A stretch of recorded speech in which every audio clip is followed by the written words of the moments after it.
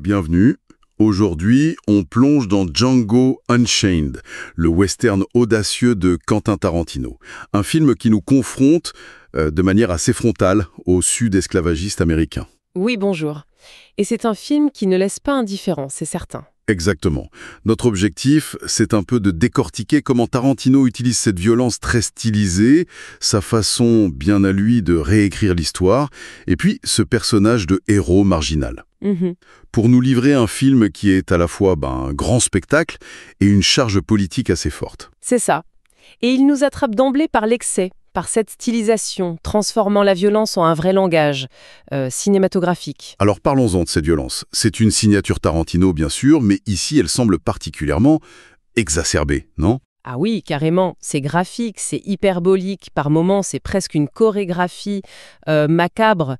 Les fusillades, le sang qui gicle, c'est traité comme un élément plastique, visuel. Mais au-delà du choc visuel, quelle fonction ça a selon vous ? Eh bien, je dirais qu'il y a plusieurs niveaux.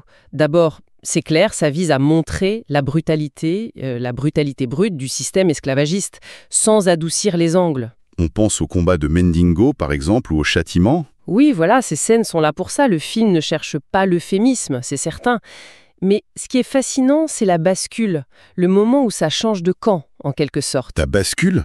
C'est-à-dire quand c'est Django qui se met à utiliser la violence ? Précisément. Quand la violence passe entre les mains de Django, l'esclave qui s'est libéré, elle change de sens, radicalement. Elle devient un outil de vengeance, oui, mais presque de justice immanente pour les opprimés. Une forme de catharsis pour le personnage et peut-être pour le spectateur, hein ? Tout à fait. Il y a une forme de satisfaction presque jouissive par moments dans cette violence retournée contre les oppresseurs. Elle devient un discours politique en action. On sent aussi très fort l'influence du western spaghetti, n'est-ce pas ? Corbucci, Leone. Ah oui, l'hommage est évident. Ce côté plus sombre, plus opératique, plus violent que le western américain classique. Et la musique ? Justement, la musique se mélange de d'Ennio Morricone, mais aussi de titres anachroniques, rap, soul. Ça renforce cette expérience très particulière. Complètement.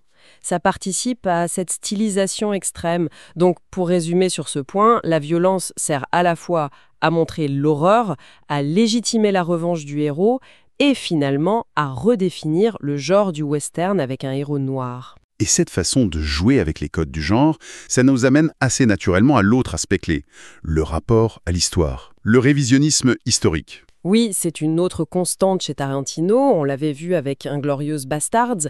Il ne prétend pas faire une reconstitution fidèle, pas du tout.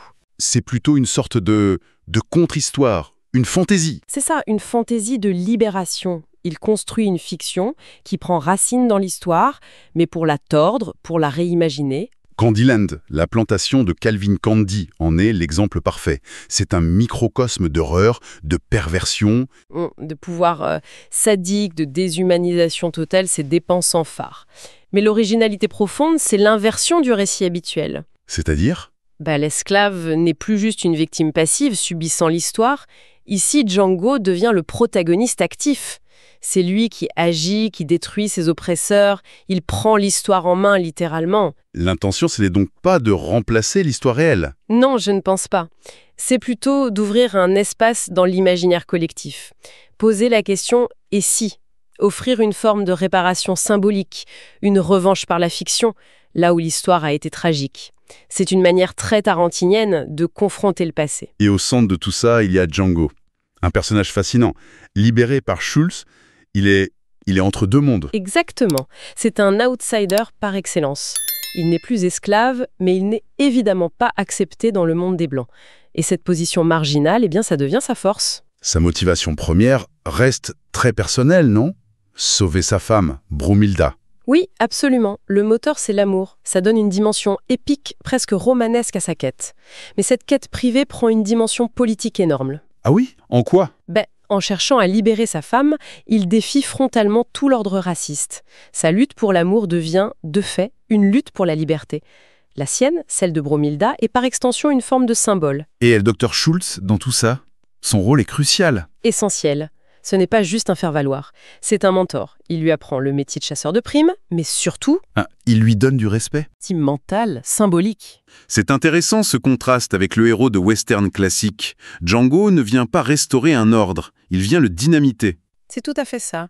Il vient des marges de l'oppression la plus totale pour détruire un système corrompu.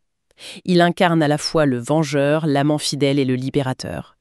Sa victoire, c'est celle des opprimés qui prennent enfin leur destin en main. Bon, si on essaye de synthétiser un peu tout ça, Django Unchained, c'est donc un film qui utilise la violence de manière très réfléchie, comme dénonciation et comme catharsis. Oui, et qui propose une relecture de l'histoire comme une forme de réparation par l'imaginaire. Avec au cœur un héros marginal qui devient l'agent d'une transformation radicale.